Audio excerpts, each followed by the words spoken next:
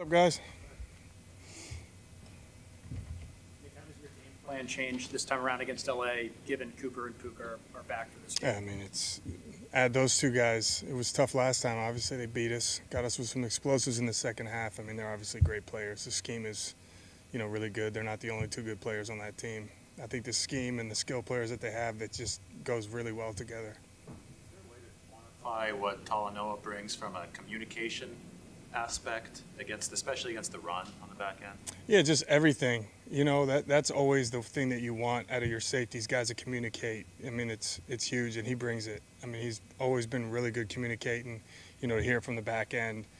Fred's obviously doing a ton of communicating too, but as many people as that can be talking, it helps, especially when they're on it and it's quick and it's fast and it's decisive. It gets us in the same call, we're good to go. And he's one of the best. Do you think there was a tangible effect immediately? Oh, yeah. Yeah, you can feel it right away. Up on them early like you were against the Bears and had like 319-4, I think it was, in yardage to force all those 3 and outs.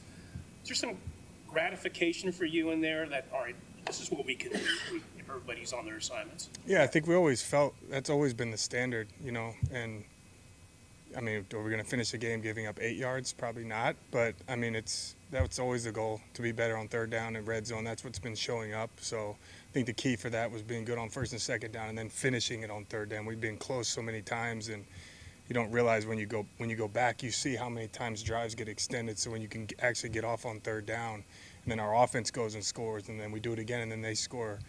That's the whole complimentary part of the game, and momentum's real. And I mean, the guys executed. Our guys played really hard, really proud of how they played. Demo,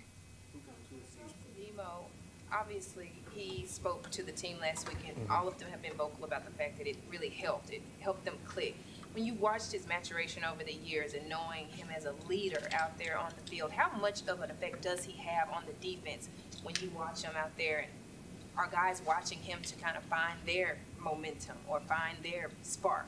Yeah, I think when any good player, those guys that's who people look at, whether it's vocal or it's just leading by example. And I think, the way that Demo plays and how effective he's been and how much success he's had, he's grown over time. He's worked. So you instantly gain respect for players like that, whether it's your teammate, whether you're coaching them. So all good players, people want to hear when you have something to say. And I think he had something to say, and it was good. It carries a lot of weight when it comes from guys like that, and everybody respects him.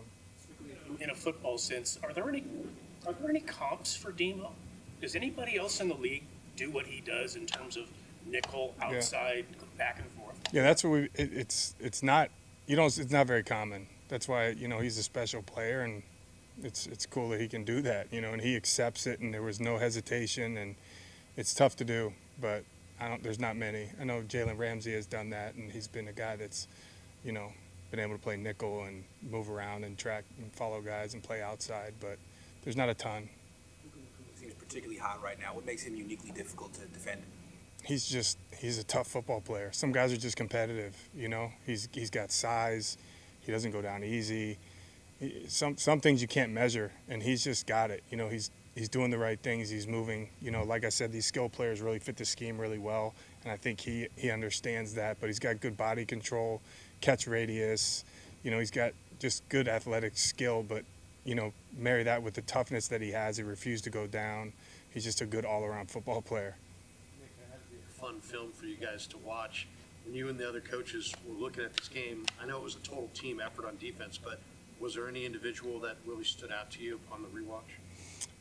You go through it quick. You don't spend as much time because of the short week, so it wasn't like you can sit there and I literally go right after the game into this one. So, a lot of guys played well. There's so many good big situations. All the sacks, to see Yetur get 3 sacks, and I think Leonard got 2, and Malik got 1.